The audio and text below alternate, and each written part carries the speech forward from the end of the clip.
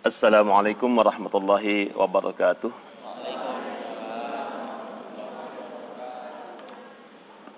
Innal hamdalillah wa syukurillah ala ni'matillah. Asyhadu an la ilaha illallah wahdahu la syarikalah wa asyhadu anna sayyidina Muhammad abduhu wa rasuluhu la nabiyya ba'dah.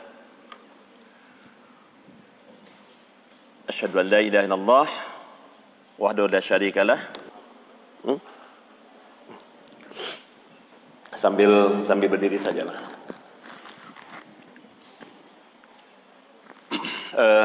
Puji syukur pada Allah. Salawat salam semoga Allah limpahkan kepada junjungan alam Nabi Muhammad sallallahu alaihi wasallam. Pagi ini mungkin yang pertama kali saya memberikan materi tentang kajian Islam ini. Dan karena masjid kita juga baru ini, dan Anda bisa lihat, baru 60%. Bukan lagi baru 60%. Artinya memang baru. Awal-awal kita belum punya masjid, dan kita sholatnya bertaburan. Ada sholat di musola sebelah sana, ada di masjid depan sana, jadi bertaburan. Alhamdulillah dengan masjid berdiri dan kita beri nama dengan akhlakul karimah, kita sudah dapat sholat berjamaah di sini. Zuhur, asar, enggak tahu maghrib bang, ada maghrib, isya, subuh. Dulu kalau saya sekali-kali nginap di kampus nih, subuh ada, walaupun hanya 2-3 orang ada di masjid ini.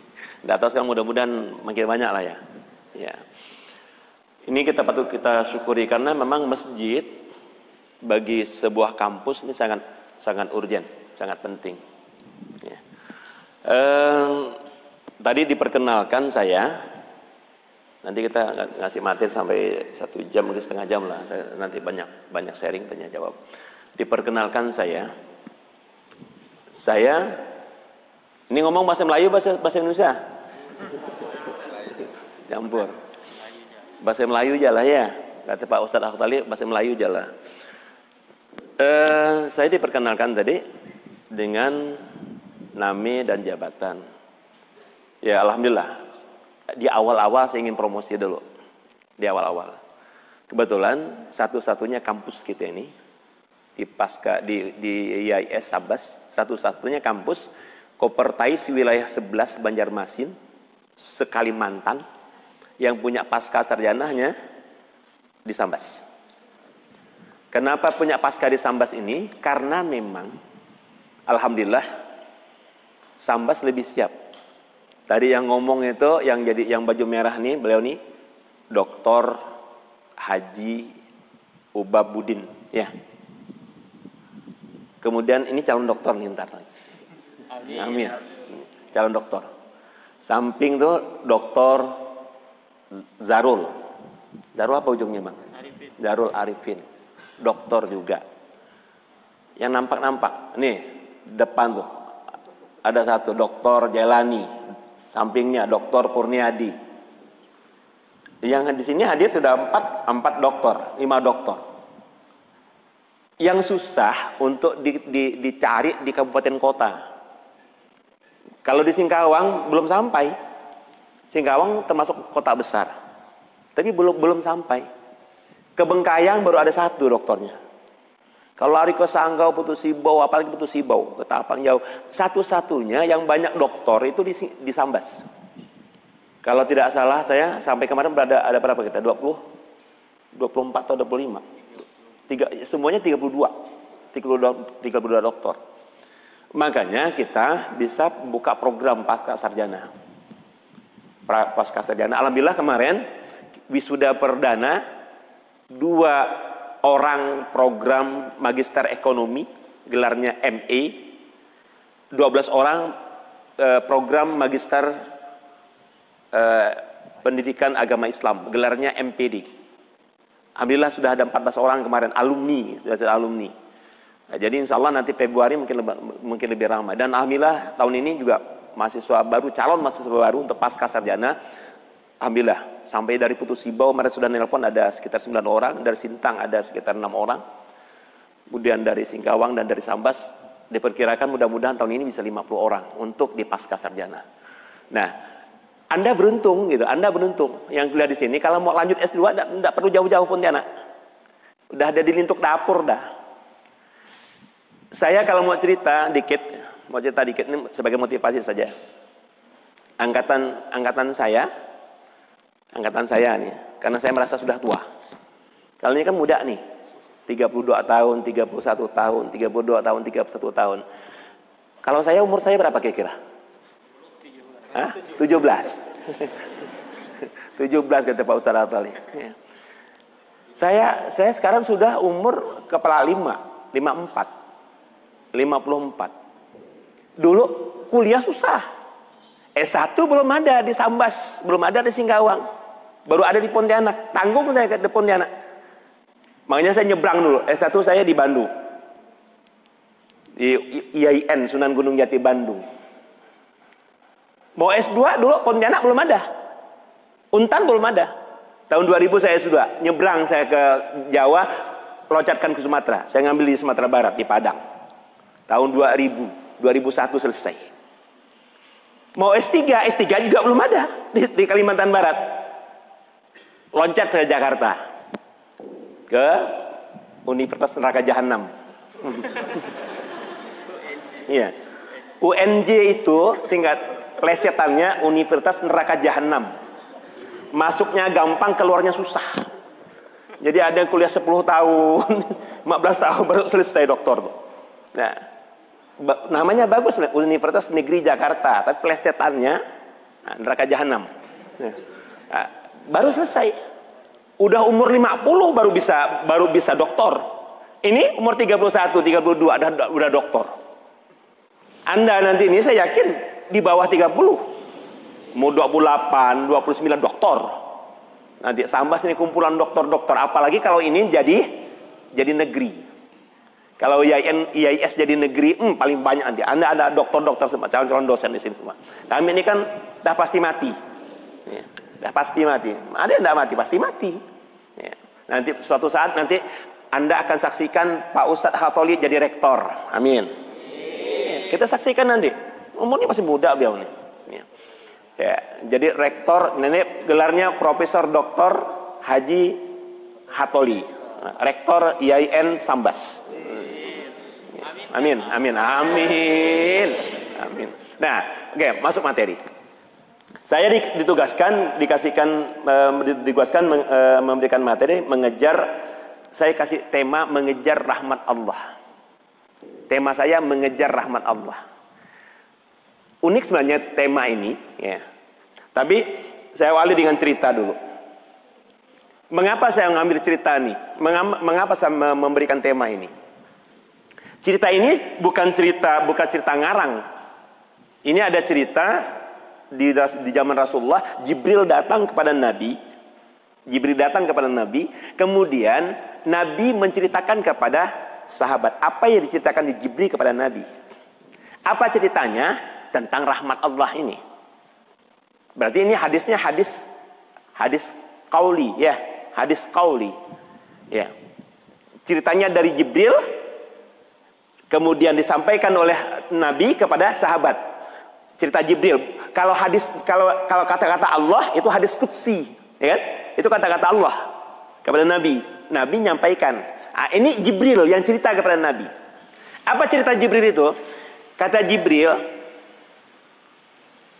ada seorang hamba dihidupkan oleh Allah umurnya 500 tahun.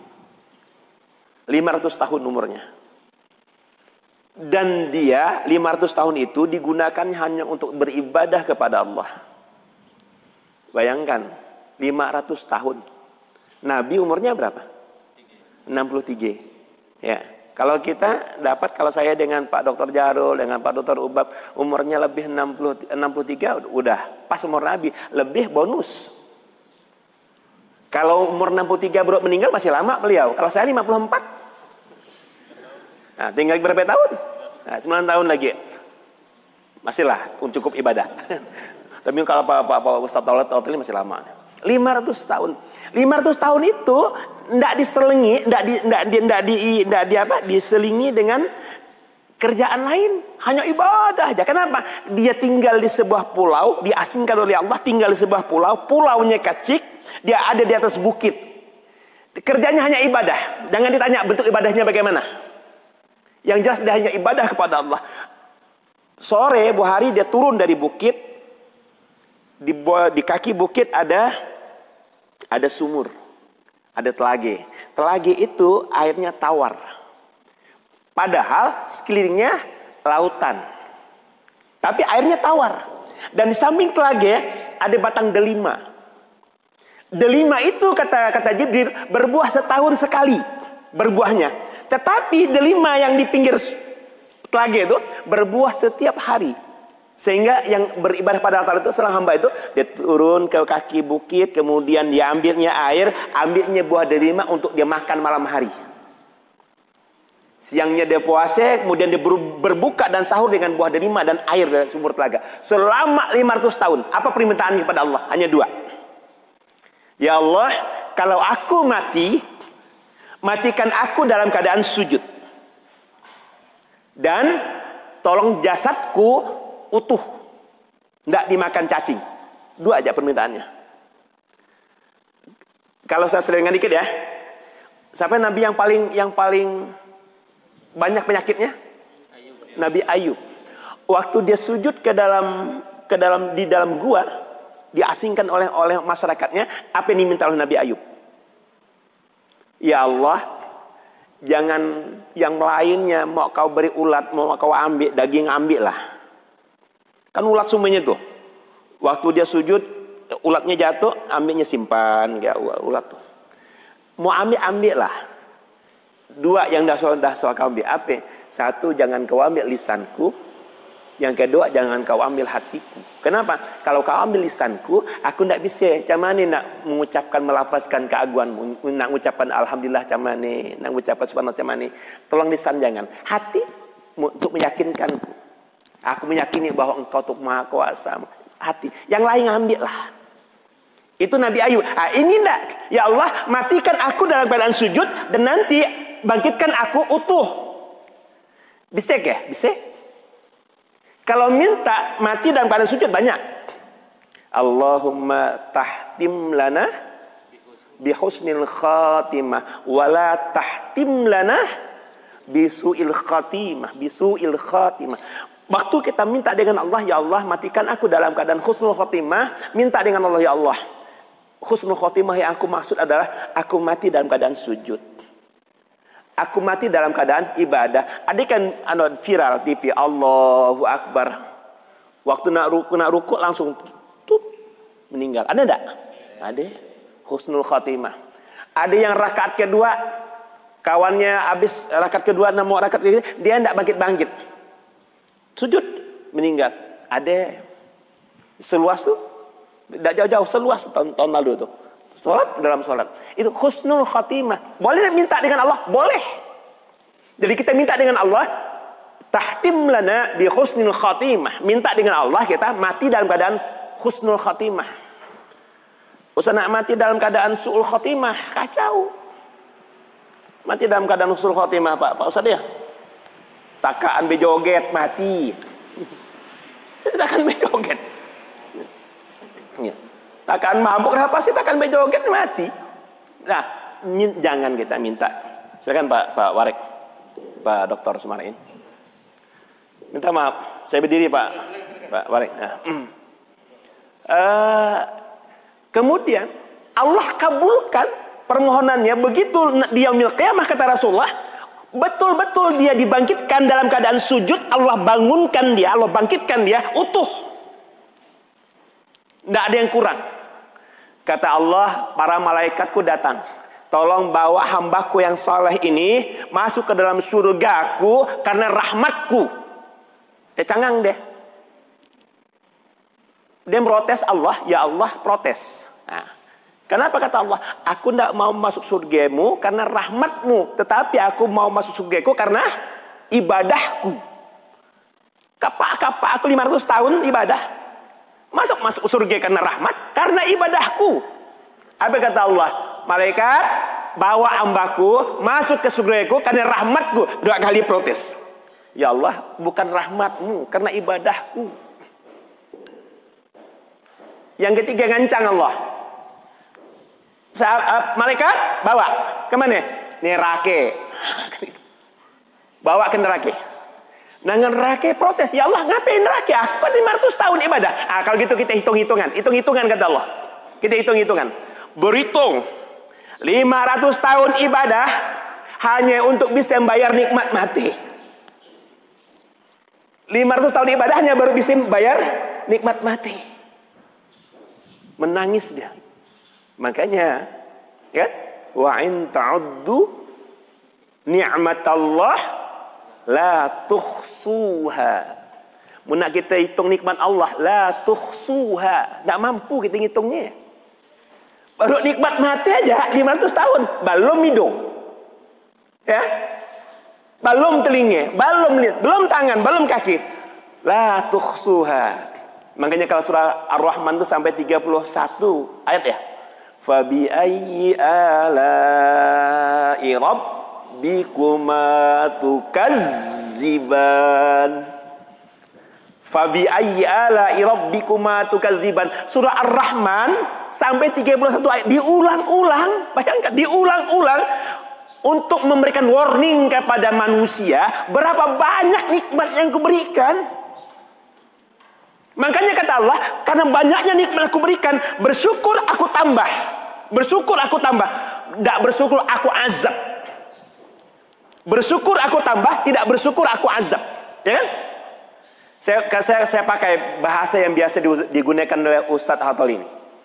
Abi bahasanya yang biasa dipakai beliau ini. Belajar kaya. Ya?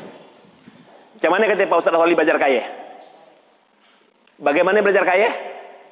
Banyak mari.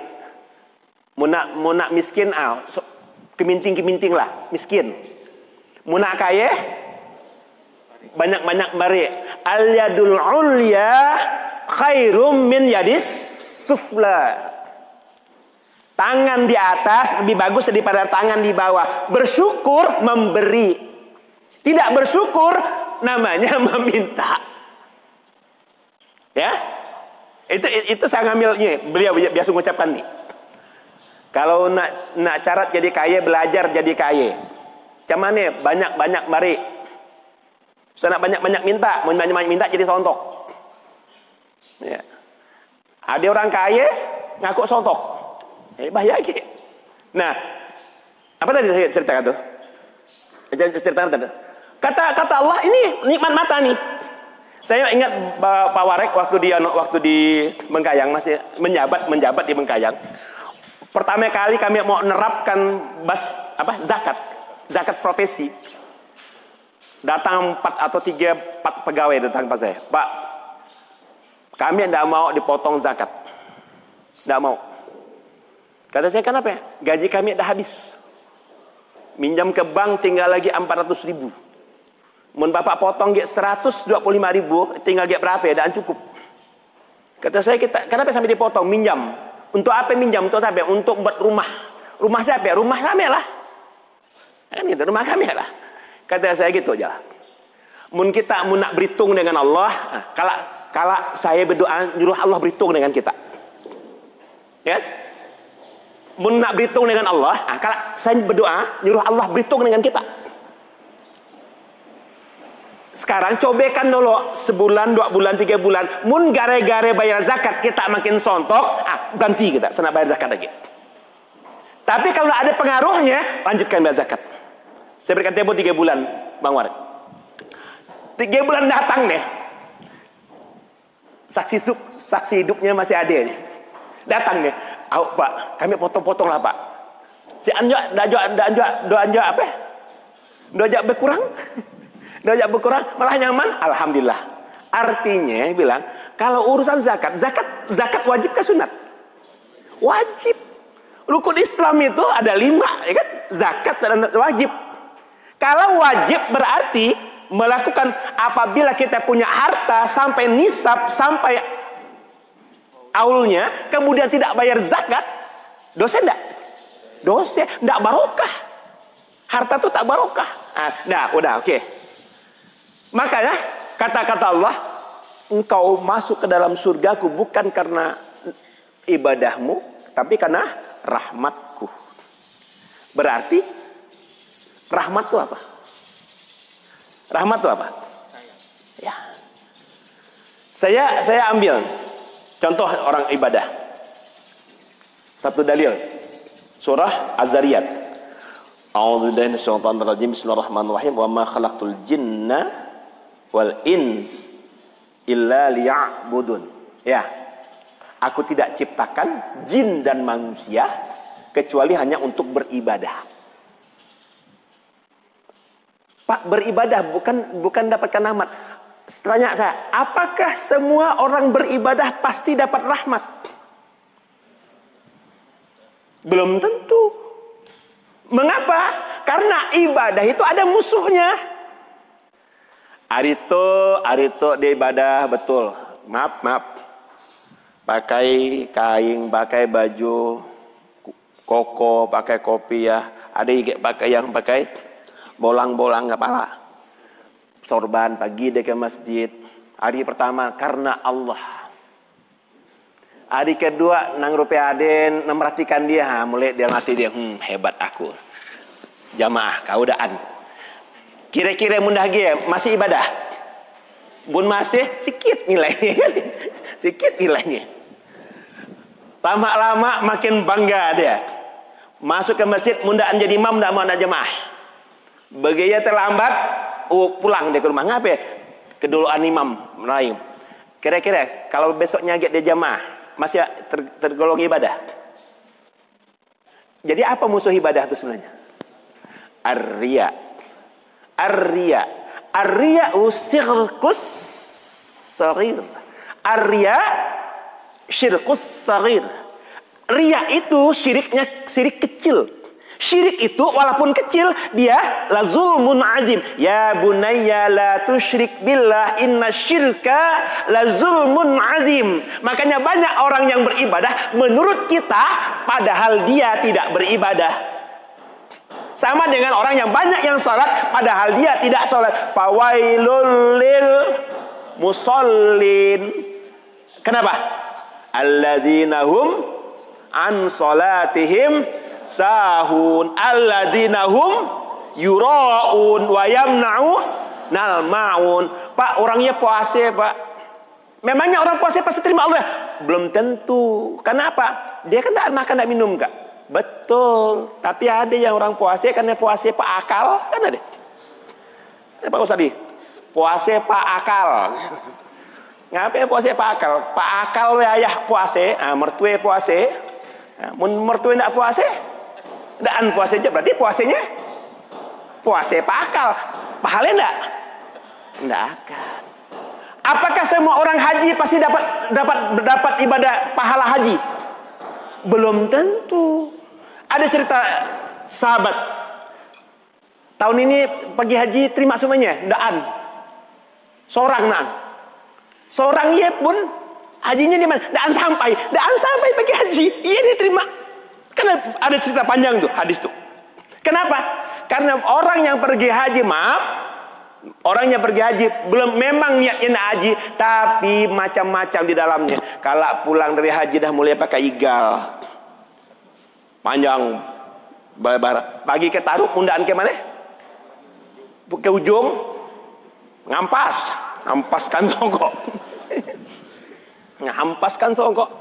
Kita tidak menghargai aku haji wehnya. Mahal-mahal. Gara-gara ada di ujung nanti. Berarti hajinya ada, maaf. Orang kalau pergi hajinya mabrur kan pulang dari haji makin bagus. Kata Pak Ustaz Tolib, pakai celana masih makin bagus, makin rapi, Pak. Itu pulang haji dengan pagi sebelum dan sesudah sami aja. Ya, pagi keluar masih pakai celana katok. Ya. Sebelum haji celana katok, dah haji pun masih pakai katok jangan keluar rumah. Nah, sekarang kan berarti tidak semua ibadah itu Allah terima. Ada enggak cerita? Ada seorang pelacur yang masuk surga gara-gara menolong seekor anjing yang kehausan dengan apa dia beri asup air dengan sepatunya. Sepatunya dihak masuk di ke dalam ambilkan air. Kata Rasul, dia masuk surga gara-gara. Sekarang karena ibadah bukan? Karena ibadah bukan surga, bukan, karena rahmat Allah. Saya nyimbang sedikit. Gare-gare inilah, gare-gare ibadah ini di dalam Islam. Nanti Anda belajar. Siapa yang mengajarkan ilmu kalam? Saya mengajar ilmu kalam Bang Haji. Pak Kamil, Dr. Kamil. Dalam ilmu kalam ada namanya aliran Mu'tazilah. Aliran Mu'tazilah. Mu'tazilah itu dibuat oleh Wasil bin Atha. Nama pendirinya Wasil bin Atha. Siapa Wasil bin Atha itu? Wasil bin Atha adalah muridnya Hasan Basri di sebuah masjid di Basrah. Anggaplah kalau ini masjid Basrah, Hasan Basri ngajarkan di depan, murid-muridnya banyak. Salah satu muridnya Wasil bin Atha. Wasil bin Atha nanya, guru, dia bilang, kalau orang tidak pernah ibadah, seumur hidupnya panci mahbute, seumur hidup, sholat tidak suah, puasa tidak suah, pakai songkok suah, tapi sholat tidak suah. Tiga botol, apa pun masuk, tiga botol. Kata Wasil bin Atha, mati nanti. Kira-kira masuk ke mana? Neraka atau surga? Apa kata gurunya? Masuk neraka lah. Karena kan dia ada ibadah. Tanya lagi guru, apa lagi? Menurangnya ahli ibadah. Sholat, puasa, zakat, haji, sholatul lail malam, sholat pagi duha, sholat hajat, sholat tasbih, kerjakan baca Quran, kerjakan. Meninggal kemana matinya? Nanti surga neraka. Kata gurunya surga lah, karena ibadahnya kuat.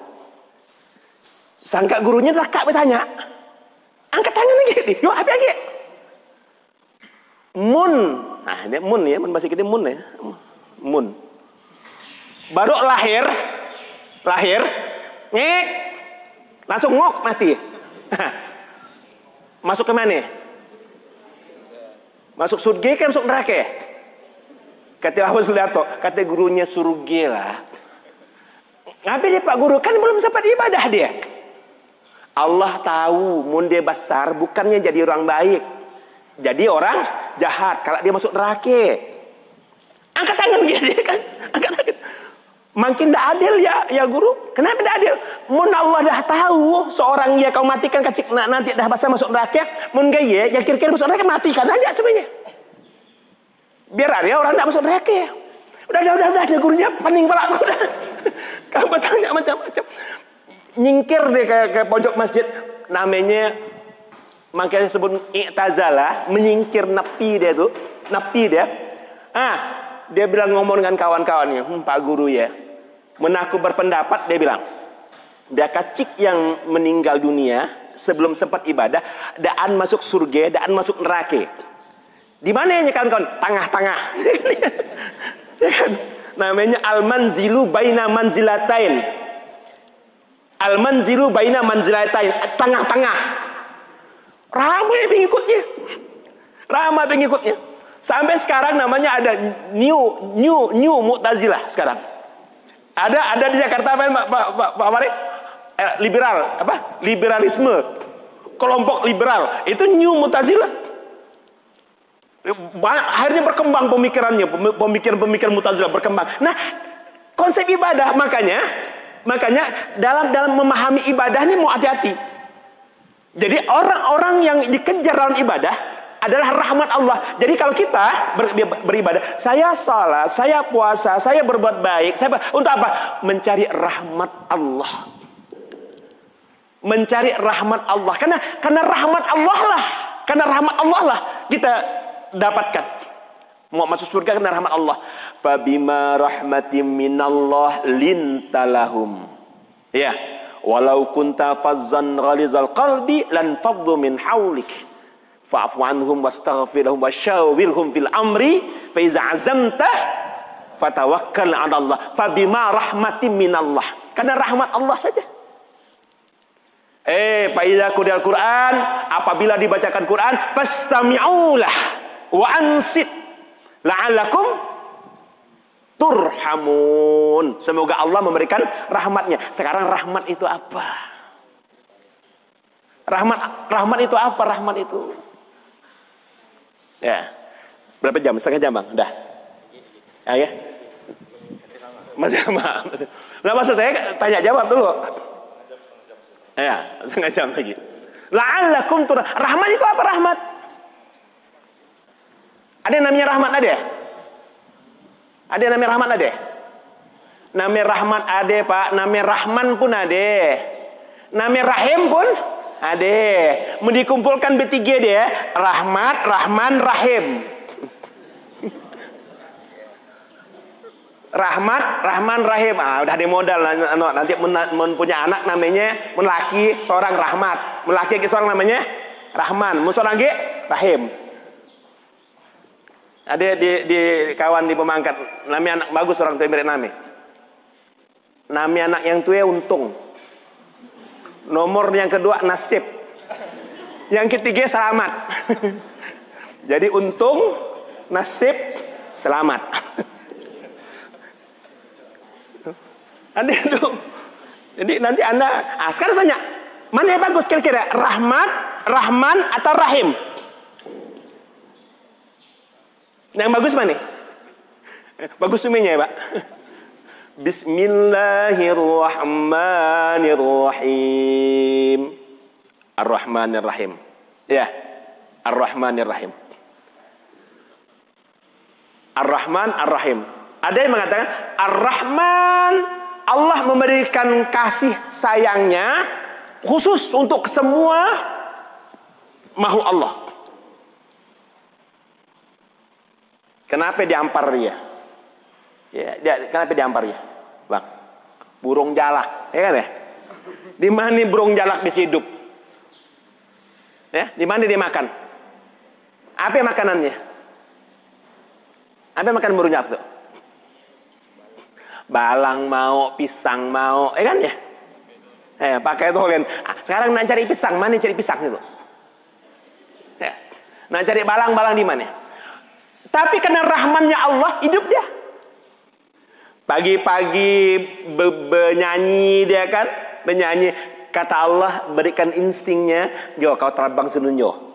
Ada belalang, turun dia ke bawahnya, belalang tangkapnya seko, ya kan? 1 jam ke seko, sampai sebuah hari dia paling situ buntas perutnya dah. Bukan kan buntas dah. Allah beri dia. Rahmannya. Makanya dengan orang kafir ada yang ad-dunya sajnul mu'min wa jannatul kafir. Dunia itu sajnul mu'min, nerakanya orang mukmin, wa jannatul kafir, surganya orang kafir. Allah udahnya kan ada yang ngomong itu tuh. Kita Cina kafir kayalah kita. Kami itu Islam sontok. Apa begitu maksudnya? Bukan begitu. Adunya orang Allah memberikan rahman kasihnya termasuk orang Cina. Kalau dia berusaha kaya. Tanya Pak Ustaz Dolin, orang Cina Pak Ustaz mun berdoa kan pakai pakse, pakai juluk. Jangankan yang masak, yang mantak pun berlebih. Ambil galah asam, mendaknya pakai kaik, guncang berlebihkan. Hanya orang Islam kita berdoa. Nunggu yang masak dah habis. Pagi-pagi Cina jam 4 dah buka warung. Sambil ngusap-ngusap mati buka warung. Begitu kita lakukan sholat subuh, Pak Haji lakukan sholat subuh. Buat kopi habis. Cari gulai habis. Kata Bang Haji, gulai habis, kopi habis. Awak kalau ke warung Sianyin, ini warung Sianyin. Jo nang daan ke warung Pak Haji sebelah. Pak Haji jam 8 berbukanya kan. Pak Haji jam 8 berbuka, Sianyin jam 4 dah buka. Keduluan Sianyin. Itu rahman, artinya Allah berikan siapa saja, siapa yang bekerja, siapa yang berbuat dia dapat. Siapa yang bekerja, siapa yang berbuat dia dapat. Tapi kan orang Islam Pak, berdoa Allah kabulkan. Berdoa betul Allah kabulkan. Apa? Ud'uni yastajib lakum. Yang berdoa levelnya orang camannya dulu. Levelnya camannya dulu. Mulai level kita itu ya, sampai bangkak kali kaki duduk, mulut sampai bibir sampai kambang mungkin tidak terima. Ada memang orang yang doanya langsung ijabah dengan Allah. Siapa ya? Para wali, ya, para sufi. Siapa Bang? Imam? Para sufi Hasan Basri kah? Yang berdoa dalam gue itu. Dia mau tahu takdir Allah hari itu dia makan atau enggak. Dia masuk ke dalam gue, dia berdoa kepada Allah, dia mau tahu Allah nakdirkan hari itu dia makan atau enggak. Hujan hari, kafilah pedagang lewat, lihatnya hujan bertapur, berlindung di dalam gue. Guenya galap. Hidupkan lampu. Terkejut kasar di ujung gue ada orang. Dia makan, bawa roti, makan. Tuhan, mari kita makan sama-sama. Diam. Diam. Tuhan, 3 kali aja kata kawannya. Mungkin daging bisa nyaut dia dah lemah kali kelaparan. Coba bawakan. Tuhan, makanlah. Diam. Kata dia, mungkin daging bisa megang kue dah kelamaan. Suapi. Tuhan buka mulutnya. Habis dimasuk mulutnya, kunyahnya masuk. Alhamdulillah ya Allah, betul ketemu. Mudah ditakdirkan makan dan keraja pun datang nasi. Masuk. Tapi levelnya sampai dulu, level kita. Kan? Betul itu betul. Ya, tapi level siapa dulu? Nah, rahmannya Allah berikan kepada siapa saja. Rahman. Nak orang kafir kah dia? Mau binatang tuh sampai bingung saya. Tigi makan apa yang tigi? Apa yang makanan tigi itu? Bukan lagi banyaknya. Hidup di mana lempar hidup dia kan ya. Tungau makan apa tungau? Makan apa tungau? Hidup. Rahmannya Allah itu Allah berikan. Maaf. Anak lahir yang baru lahir dari keluarga yang tidak mampu. Orang tuanya tidak mampu nak makan yang bergizi untuk memberikan air susu yang banyak, ya. Begitu anaknya lahir, langsung air susu ibunya tuh banyak. Walaupun kurang gizi. Banyak. Kenapa? Rahmannya Allah berikan kepada bayi. Itu rahmannya Allah. Rahimnya Allah. Allah berikan khusus kepada mereka-mereka yang bertakwa, yang beriman. Yang bertakwa, yang tingkatan imannya bukan lagi iman awam. Kata Imam Ghazali, iman itu 3 tingkat. Ada awam, ada khawas, ada arif. Mau tingkatan awam, tingkatan khawas, tingkatan arif, Allah berikan masing-masing rahimnya. Kepada yang tingkatan arif lain rahimnya, tingkatan khawas lain rahimnya, tingkatan awam lain rahimnya. Tapi Allah berikan rahim. Makanya kalau saya mengatakan dengan jamaah, bapak, ibu-ibu, kalau rajin beribadah kepada Allah, insya Allah Allah akan mendatangkan kasih sayangnya, rahimnya Allah datang. Saya nantilah mahasiswa yang diliti Pak Ustadz ya. Ada seorang yang ahli ibadah, sholat berjamaah terus, maghrib, isya, subuh, duhur, asar berjamaah terus dia masih. Nggak hujan, nggak ribut. Hujan pakai payung, ribut pun dia pakai banjir pun bajunya, sarungnya simpan naikkan ke atas. Banjir pun ke masjid. Ke masjid. Tapi subhanallah, ya, boleh lihat nanti kalau ada penelitian boleh. Subhanallah. Tidak pernah rumahnya tidak berasap. Rezeki Allah ada aja. Si Anbaras ada Bandung. Ya. Si Anbaras Bandung ada jagung. Ada aja dimakan. Kemudian apapun yang dimakannya nikmat. Nasi tolen pakai sambal, pakai air, pakai minyak makan beri garam. Paluh dia makan. Bek balon-balonnya nyaman. Allah beri. Orang heran, subhanallah. Ini enggak perlu cerita panjang. Berapa sih gajinya? Berapa gajinya? Berapa penghasilannya? Tapi anaknya 5. Yang tua kuliah, yang 2 kuliah, yang 3 sekolah. Semuanya sekolah. Tetangganya bingung. Dari mana dapatkan biaya? Anak saya yang tua alhamdulillah masuk perguruan tinggi, begitu tes lulus, ada dosennya yang ngarahkan dapat beasiswa, malah dia milik saya tiap bulan. Bukan dia milik anaknya milik dia tiap bulan. Kenapa? Beasiswa. Rahimnya Allah. Saya ceritakan yang bagus-bagus apa ya? Kenal Dr. Harjani? Dr. Harjani Hefni, dosen IAIN Pontianak. Berapa anaknya Bang? 5 ya? Anaknya 5. Dr. Harjani dulu tuh sekelas sama Pak Adbah, bupati itu. Dia sama damai di Madinah. Dia tuh orang miskin. Orang miskin sama Pak Adbah juga orang miskin, anak yatim, orang miskin. Harjani sama orang miskin. Kuliah sampai ke Madinah karena memang rahmat Allah sajalah, rahmat Allah. Dia anak yang tertua, adiknya banyak Harjani itu, adiknya banyak. Sekolah masuk LPBA, dari LPBA Jakarta kan gratis tuh. Dari testing lulus ke Madinah di Kiblatain. Kebetulan saya tahun 94 waktu saya haji, saya cari dia ada berdua dengan Pak Adbah tuh, di Kiblatain di Madinah. Begitu dia selesai Pontianak jadi dosen. Anaknya 5 tuh hafiz teman. Kemarin yang paling bungsu kelas berapa? 6 aja, 5 ya. 5 SD, hafiz nasional. Anak yang pertama hafiz, masuk fakultas kedokteran gratis 0 rupiah dari masuk sampai keluar. Anak yang kedua hafiz, masuk fakultas kedokteran di Solo, dokter juga 0 rupiah dari masuk sampai selesai. Coba. Saya tanya, kira-kira mungkin enggak? Mungkin enggak?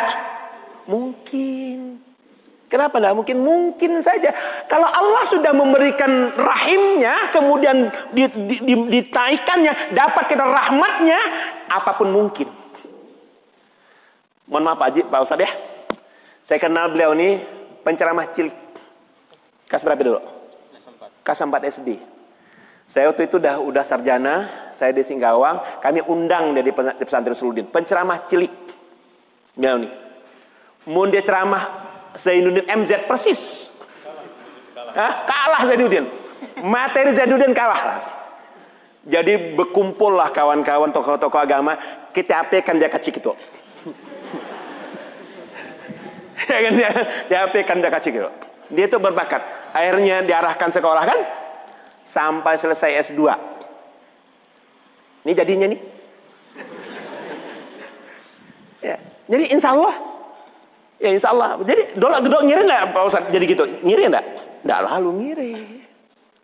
Jadi saya kalau saya cerita ya. Kalau saya cerita ya. Jadi enggak usah ibadah mengejar rahmat Allah. Kalau rahmat Allah udah kita dapatkan, insya Allah apapun yang kita lakukan Allah berikan kemudahan. Ya, Allah berikan kemudahan. Dari sekolah, dari pekerjaan, dari Allah berikan kemudahan. Yakinlah itu. Kenapa? Karena itu janji Allah. Janji Allah. Kalau rahmatku sudah menaungi kata Allah, maka engkau akan merasakan semuanya mudah. Oke. Sampai sini dulu ya. Sampai sini dulu. Ada pertanyaan nanti lanjut. Saya enggak tutup dengan salam. Lanjut dulu. Oke. Iya. Iya. Saya jawabnya nih, kalau bisa lihat di itu. Pernah dengar enggak cerita tukang pangkas rambut? Pernah dengar? Pernah baca? Datang seorang nak gunting rambut ke penggunting rambut. Nah kemana lagi perginya, pasti gunting rambut kan?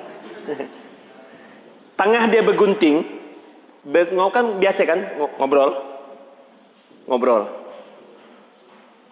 Si tukang gunting nanya, kau masih percaya ke dengan Allah? Masih kita ngobrolnya, masih percaya ke dengan Allah? Yo kapi udah kata yang diguntingnya, percayalah. Kata tukang gunting menakun dah agak percaya. Bertanya lagi, kenapa kau tidak percaya? Mun memang Allah ya deh. Ngape orang banyak kena siksa? Kemarau panjang, kering, ya kan?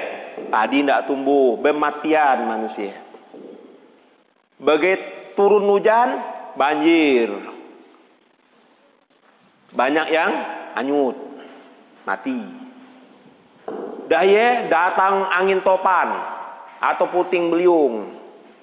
Kalau memang Allah ya dia bilang, masa dia nak nyiksa hambanya? Ya kan? Masa dia nak nyiksa hambanya? Kata payah nak jawabnya, macam mana lagi? Diam dia, diam.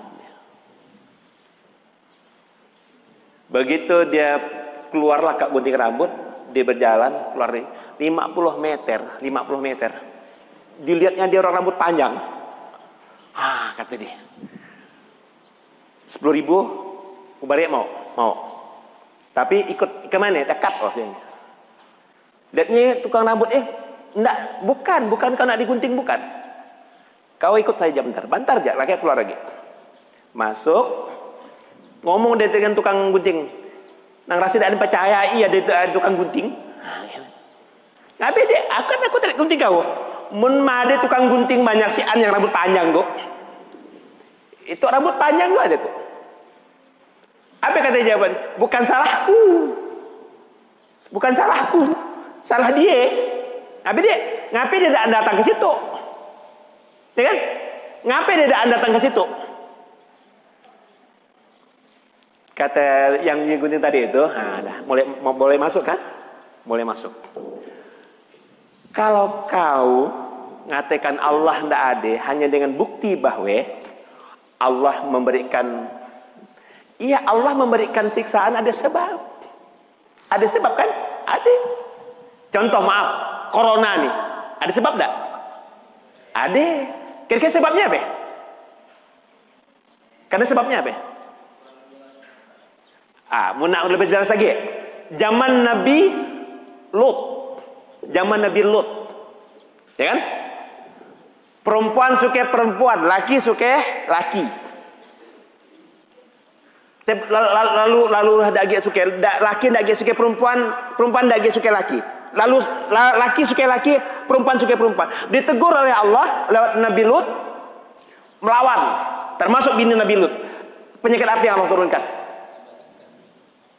Penyakit apa Allah turunkan? Allah turunkan bala, ya, macam nak dilemparkan batu dari atas, dari neraka. Setiap yang kena, tidak lagi hangus, langsung mati. Bala Allah turunkan. Kenapa? Itu namanya azab. Mengapa? Orang sudah ingkar kepada Allah. Saya lebih cenderung mengatakan bahwa corona ini azab. Corona ini azab. Mereka yang sudah ingkar kepada Allah. Nah, mereka yang ingkar kepada Allah itu akan kena azab.